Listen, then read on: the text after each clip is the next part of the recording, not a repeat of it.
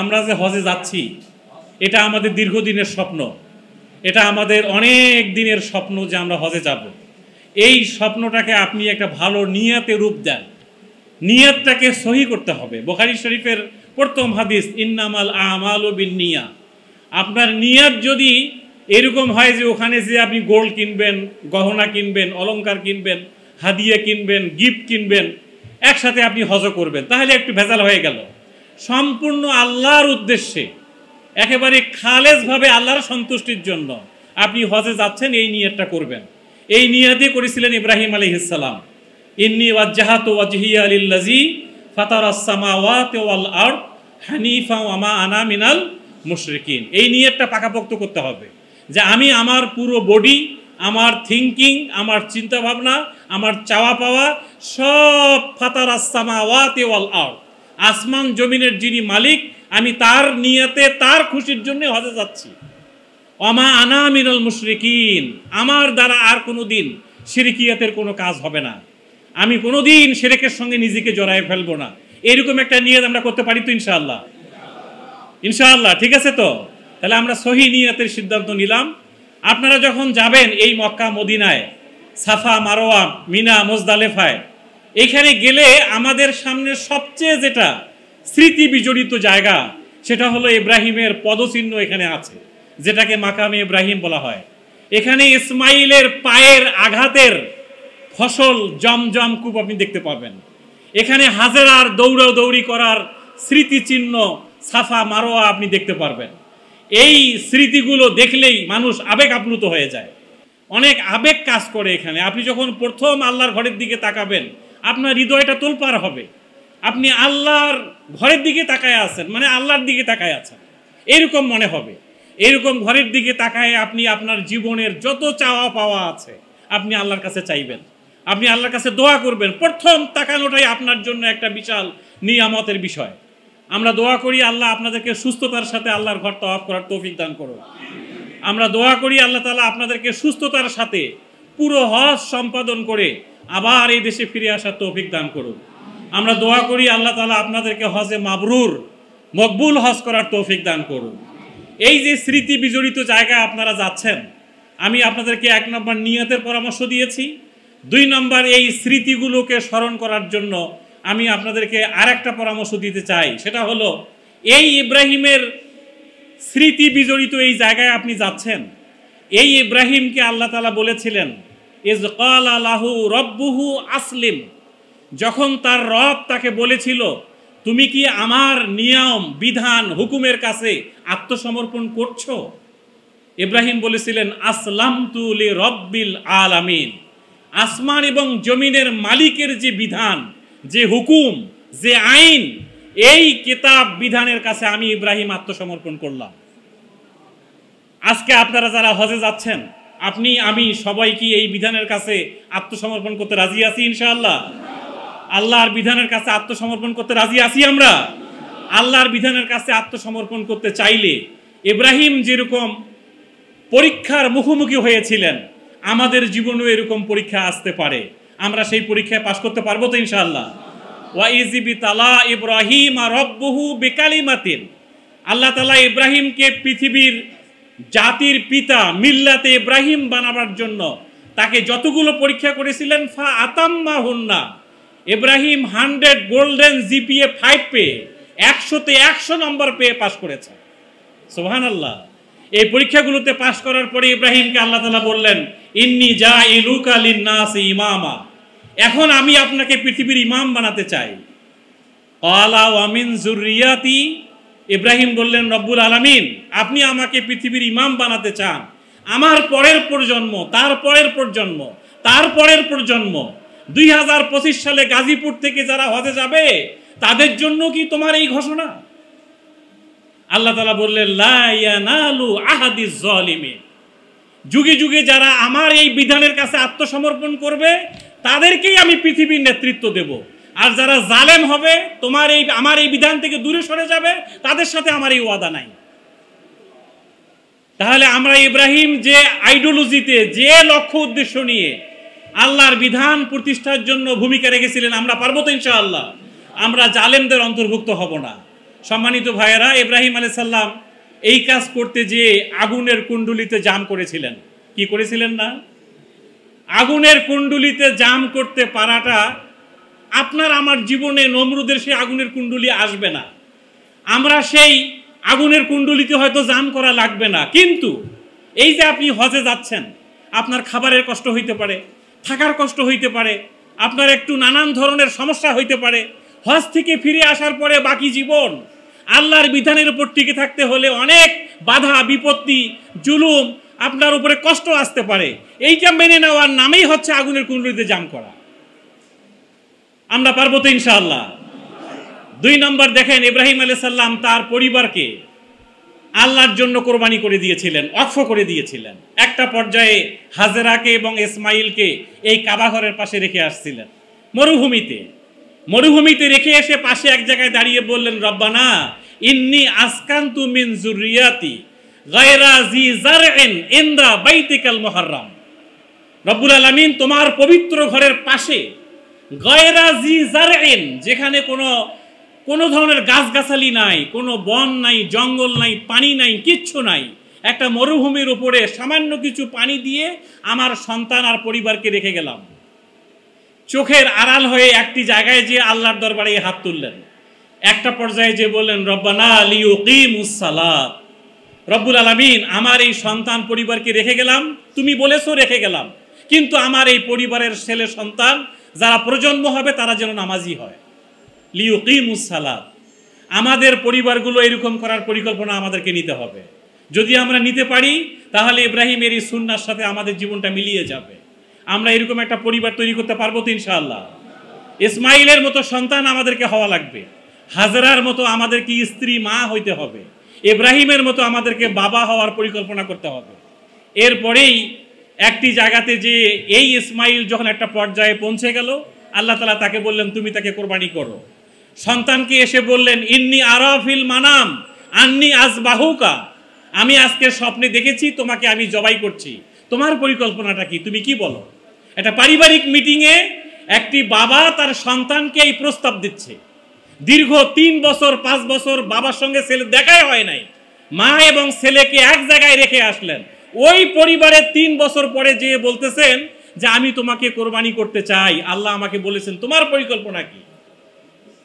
ইসমাইল বললেন, ইয়া আবাত ইফআল মা তুমারু সাতাজিদুনি ইনশাআল্লাহু মিনাস সাবিরিন। হে আমার পিতা, নবীরা কোনোদিন অহেতুক স্বপ্ন দেখে না, এটা আল্লাহর নির্দেশ। আল্লাহ আপনাকে যা করতে বলেছেন আপনি করুন, আমি ধৈর্যশীলদের মধ্যে থাকব। ইনশাআল্লাহু মিনাস সাবিরিন। এরকম সন্তান পরিবার তৈরি করতে না পারলে আমাদের হজ কবুল হওয়ার সম্ভাবনা তখনই হবে যখন নিজেকে, পরিবারকে, ছেলে সন্তানকে আমরা তৈরি করতে পারবো। সর্বশেষ আমি যে কথাটা বলতে চাই, ইব্রাহিমকে আল্লাহ তাআলা হজ ম্যানেজমেন্টের দায়িত্ব দিয়েছিলেন, বলছিলেন তুমি আজান দাও। ইব্রাহিম বললেন, যেটা মরুভূমি, এখানে কেউ নাই, মানুষ নাই, জনপদ নাই, আমি আজান দেব, কেউ তো শুনবে না। আল্লাহ বললেন, তুমি আজান দাও, 2025 সালের গাজীপুর থেকে যারা হজে যাবে, কিয়ামত পর্যন্ত যারা হজে যাবে, সবার কর্ণ কুহুরে, সবার হৃদয় পটে তোমার এই আজান পৌঁছে দেওয়ার দায়িত্ব আমি আল্লাহ নিয়ে নিলাম। সেই আজানের প্রতিধ্বনি আপনাদের কর্ণকুহুরে এসেছে বলেই তো আজ আপনারা হজের জন্য নিয়ত করেছেন। আমরা দোয়া করি আল্লাহ আপনাদের হজগুলোকে কবুল করুন। আমরা রিসেন্টলি রমজান শেষ করলাম, এই রমজানে 30টা রোজা রেখেছি আমরা। আল্লাহর নবী একটা হাদিসে বলেছেন, ওই সমস্ত লোকদের রোজা থাকার দরকার নাই যারা রোজা থাকলো অথচ তার জীবন থেকে মিথ্যা এবং মিথ্যার আমল ত্যাগ করতে পারলো না, তাদের না খেয়ে থাকার কোনো দরকার নেই। এই হাদিসটি আমাদেরকে স্মরণ করায় দেয় যে শুধুমাত্র এই যে কিছু আনুষ্ঠানিকতা কিছুক্ষণ আগে বলা হলো, এহরাম পরা, তাওয়াফ করা, মিনাতে যাওয়া, মুজদালিফায় যাওয়া, আরাফায় অবস্থান করা, এটার পাশাপাশি আমি যদি যেটা আল্লাহ আমার জন্য হারাম করেছেন, যেমন কোরআনে সূরা বাকারা 197 নম্বর আয়াতে বলেছেন, যারা হজ করতে যাবে ফালা রফাসা ওয়ালা ফুসুকা ওয়ালা জিদালা, এরা কোনোদিন অশ্লীলতা, বেহায়াপনা, চুরি, ডাকাতি, মদ, জুয়া, ব্যভিচার, সুদ, ঘুষ, ঝগড়া ঝাঁটি পাপাচারি কাজ কোনো কিছুই এদেরকে টাচ করতে পারবে না। এরকম হজ করার আমাদেরকে নিয়ত করতে হবে। আমরা আল্লাহর ভালো কাজগুলো করব, খারাপ কাজগুলো থেকে আমরা বিরত থাকব। আল্লাহ তাআলা যেটা আমাদেরকে নিষেধ করেছেন সে কাজ আমরা করব না। আল্লাহ যেটা আমাদেরকে হালাল করেছেন আমরা শুধু সেই কাজটাই করব। আমরা পারবো তো ইনশাআল্লাহ? কি বলেন? আজকে নিয়ত করি আমরা যে আল্লাহ তুমি আমাদের দ্বারা কোনো অন্যায় কাজ করতে দিও না। আমার এই হাত, আমার পা, আমার চোখ, আমার নাক কান দিয়ে আমি কোনো অন্যায় করব না। আমি সুদ খাবো না। সুদের ছোট্ট গুনাহ হচ্ছে নিজের মায়ের সাথে ব্যভিচার করা, নাউজুবিল্লাহ। সুদের সবচেয়ে বড় গুনাহ হচ্ছে আল্লাহর সঙ্গে যুদ্ধ করা, সূরা বাকারার আয়াত। এই জন্য আমি আপনাদেরকে বলবো, আসুন আমরা এই সুদ, ঘুষ, মদ, জুয়া, মিথ্যার যত আমল আছে আমরা আজ থেকে নিয়ত করি, আল্লাহ যে কয়দিন আমাদেরকে হায়াতে বাঁচায় রাখো, আমাদের মৃত্যুটা যেন ঈমানের সাথে হয়। আমরা যেন ইসলামের উপর টিকে থাকতে পারি। আপনারা সবাই জানাজার নামাজ পড়েছেন। জানাজার নামাজের তৃতীয় তাকবীরের পরে আমরা একটা দোয়া পড়ি। এই দোয়ার শেষের দিকে যে আমরা দুইটা সিদ্ধান্ত নেই, একটা হলো আল্লাহ এই মাইয়েতকে দাফন কাফন করার পরে আমি আর যে কয়দিন এই দুনিয়াতে বেঁচে থাকবো, ফা আহিয়া আলাল ইসলাম, আমার জীবনটাকে ইসলামের উপর টিকে থাকার তৌফিক দাও। আর আমার যদি মৃত্যু হবে, ফা তাওয়াফাহু আলাল ঈমান, আমার মৃত্যুটা যেন ঈমানের সাথে হয়। আজকে নিয়ত করি আল্লাহ যেন আমাদের সবার গুনাহ খাতা মাফ করে দিয়ে ইসলামের উপর টিকে থেকে আমরা যেন ঈমানের সাথে মৃত্যুবরণ করতে পারি। আল্লাহ আমাদেরকে তৌফিক দান করুন। সর্বশেষ আমি আপনাদেরকে বলবো, আসুন ইব্রাহিম আলাইহিস সালামের এই সুন্নাহ, ইসমাইলের এই সুন্নাহ, ইব্রাহিমের একটা দোয়া ছিল, রব্বানা ওয়াবআস ফীহিম রাসূলাম মিনহুম ইয়াতুলু আলাইহিম আয়াতিক ওয়া ইউআল্লিমুহুমুল কিতাবা ওয়াল হিকমা ওয়া ইউযাক্কিহিম। আল্লাহর এই কোরআনটা, আল্লাহর নবী পৃথিবীতে আসবেন, সাথে একটা কোরআন নিয়ে আসবেন। এই কোরআনটার সাথে আমাদের সম্পর্ক কেমন হবে, এই কথাটা ইব্রাহিম তার দোয়াতে বলেছিলেন যে রব্বুল আলামিন শেষ জামানায় একজন নবী আসবেন, ওই নবীর যারা উম্মত হবে তারা যেন আল্লাহর কোরআনটা পড়তে পারে, আল্লাহর কোরআনটা বুঝতে পারে, আল্লাহর কোরআনের চরিত্রের জন্য চরিত্রবান হতে পারে, আল্লাহর কোরআনের জন্য তারা এক্সপার্ট হইতে পারে। এই কোয়ালিটিটা আমাদেরকে ডেভেলপ করতে হবে। আমরা এখনো আল্লাহর কোরআন ভালোভাবে পড়তে পারি না। এই বাংলাদেশের অনেক মুসল্লি আছে, বাংলাদেশে আল্লাহর কোরআনের 517টা রুকু, 30টা পারা, 114টা সূরা, 80,000 প্লাস শব্দ আমরা এখনো অনেকেই বুঝি না। অথচ আমরা মাস্টার ডিগ্রি পাস, আমরা টাকা পয়সা আছে, গাড়ি বাড়ি আছে। কিয়ামতের মাঠে আল্লাহ যদি জিজ্ঞেস করে, বান্দা হাজার হাজার টাকা খরচ করে হজ করেছো, গাড়ি বানিয়েছো, ছেলে মেয়েদেরকে ইংলিশ মিডিয়াম স্কুলে পড়াশোনা করিয়েছো, আমার কোরআন শেখার জন্য কত টাকা খরচ করেছো? আমরা এই প্রশ্নে বিপদে পড়ে যাব। আসুন আল্লাহর এই কোরআনটাকে আমরা পড়া শিখি। পড়া যখন হয়ে যাবে এটা হৃদয়ঙ্গম করব, হৃদয় দিয়ে বুঝবো। কোরআনকে প্রত্যেকটা শব্দ আমাদেরকে বুঝতে হবে, আর কোরআনের চরিত্রে আমাদেরকে চরিত্রবান হতে হবে। একটি কোরআনী সমাজ আমাদেরকে দেখে যাওয়ার পরিকল্পনা নিতে হবে। একটি কোরআনী সমাজ দেখার স্বপ্ন দেখলেই ইব্রাহিমের জীবনে যেরকম ঘাত প্রতিঘাত এসেছিল, আপনারা আমার জীবনেও আসতে পারে। আল্লাহ তাআলা আমাদের সকলকেই, আমি যে কয়টা কথা বললাম, আপনাকে আমাকে সকলকেই আল্লাহ তাআলা আমল করার তৌফিক দান করুন। আল্লাহ তাআলা আমাদেরকে সুস্থতার সাথে হজ সম্পাদন করে আবার এই দেশে ফিরে আসার তৌফিক দান করুন। আমরা যেন অন্যের হক নষ্ট না করি। নিজের ছেলে মেয়ে অনেকেই আছে বোনের হক মেরে দিয়ে ভাই হজ করছেন, মসজিদের প্রথম কাতারে নামাজ পড়ছেন, কোনোভাবেই কোনো কিছু হবে না। আসুন আমরা বোনের হক, সন্তানের হক, আত্মীয় স্বজনের হক, পাড়া প্রতিবেশীর হক এবং আল্লাহর নবী যে রাস্তা দিয়ে হেঁটে যেত, 40 দিন পরে ওই রাস্তায় কেউ হাঁটিলে মনে করত এই রাস্তা দিয়ে আল্লাহর নবী হেঁটে গেছে। আজ পর্যন্ত আল্লাহর নবীর পদচিহ্ন আমরা দেখতে পাচ্ছি। আজকেও যদি গাজীপুরে কেউ মারা যায়, কবরের 3টা প্রশ্নের একটা প্রশ্ন হবে, আমার নাবিউকা, তোমার নবী কে ছিল? তার মানে এখনো আল্লাহর নবী তার রিসালাত নিয়ে বেঁচে আছেন। আমাদেরকে সেই নবীর একমাত্র কোরআন বিজয়ী করার জন্যই তাকে পৃথিবীতে পাঠানো হয়েছিল, লিউজহিরাহু আলাদ্দীনি কুল্লিহি। আসুন আমরা সবাই কোরআনের কর্মী হওয়ার সিদ্ধান্ত নেই। কোরআনকে এই কয়দিন আপনারা হজে যাওয়ার জন্য যে কয়দিন বাকি আছে, আল্লাহর কোরআনটা খোলেন, হজ সংক্রান্ত যতগুলো আয়াত আছে মুখস্থ করেন। ইন্না সাফা ওয়াল মারওয়া মিন শাআইরিল্লাহ, সূরা বাকারার আয়াত। এটা দেখেন সাফা মারওয়া আল্লাহর কি নিদর্শন। এই জন্য আল্লাহর কোরআনের আয়াতগুলো বের করে পড়া শুরু করেন, মুখস্থ করেন এবং এই বিষয়গুলো হৃদয়ঙ্গম করেন। আল্লাহ তাআলা আমাদের সকলকেই সুস্থতার সাথে হজ করার তৌফিক দান করুন। আমরা যেন মাসুম হয়ে, নিষ্পাপ হয়ে, মায়ের কোল থেকে সন্তান বের হয়ে যেরকম আসে, আমরা যেন মক্কা থেকে এইভাবেই বের হয়ে আসতে পারি। আল্লাহ আমাদের সে তৌফিক দান করুন। আমরা একবারেই সাদা মাঠা, আমার গাড়ি আছে, বাড়ি আছে, টাকা পয়সা আছে, কোনো চিহ্ন নাই, 2 টুকরা কাপড় আর একটা প্লাস্টিকের স্যান্ডেল পায়ে দিয়ে আমি এই কাবা ঘর তাওয়াফ করব আর বলবো লাব্বাইক আল্লাহুম্মা লাব্বাইক লা শারীকা লাকা লাব্বাইক ইন্নাল হামদা ওয়ান নি'মাতা লাকা ওয়াল মুলক। রব্বুল আলামিন, আমার গাড়ি বাড়ি সম্পদ এগুলো কিচ্ছু না, এগুলো কিচ্ছু না, কিচ্ছু আমার সাথে যাবে না। আমি 2 টুকরা সাদা কাপড় পরে প্লাস্টিকের স্যান্ডেল পায়ে নিয়ে তোমার দরবারে হাজির হয়েছে। রব্বুল আলামিন, তুমি এই ঘরের মালিক, তোমার বিধান, তোমার হুকুম, তোমার ঈমান, তোমার আখিরাত, তোমার তাওহীদ, তোমার রিসালাত বুঝার তৌফিক আমাদেরকে দাও। লা ইলাহা ইল্লাল্লাহ, তুমি ছাড়া আর কোনো ইলাহ নাই। লাকা ওয়াল মুলক, এই পৃথিবী আসমান জমিনের মালিক তুমি রব্বুল আলামিন।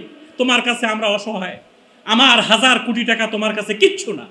এই মানসিকতা নিয়ে হজ করবেন, সাদা সিম্পল লাইফ যাপন করার সিদ্ধান্ত নেবেন। আল্লাহ তাআলার সাফা মারওয়াকে সাই করবেন, মিনা মুজদালিফায় যাবেন এবং আপনার কষ্টের কথাটাকে হৃদয়ঙ্গম করবেন। ইসমাইলের স্মৃতিকে সামনে রাখবেন, হাজরার স্মৃতিকে সামনে রাখবেন, নবী মুহাম্মাদের কথা বারবার স্মরণ করবেন, দরুদ ইব্রাহিম পড়ে।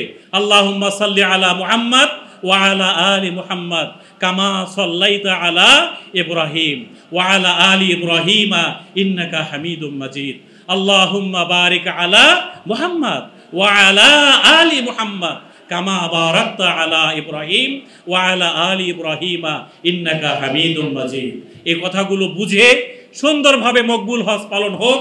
আপনাদেরকে সুস্থতা এবং আপনাদের মঙ্গল কামনা করে, আপনাদের হায়াতে তাইয়্যিবা কামনা করে আমার কথা এখানেই শেষ করছি। আসসালামু আলাইকুম।